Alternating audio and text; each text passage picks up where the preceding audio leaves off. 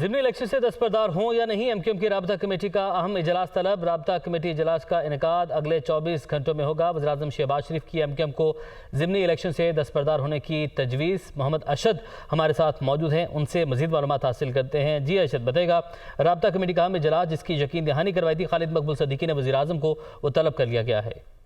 जी बिल्कुल, देखें कराची समेत मुल्क भर में कौमी असम्बली की 33 नशिस्तों पर अगले माह जो है वो ज़िमनी इंतखाबात होने हैं। ज़िमनी और अगर सिर्फ कराची की बात की जाए तो कराची में कौमी असम्बली की 9 नशिस्तों पर ज़िमनी इंतखाबात होंगे।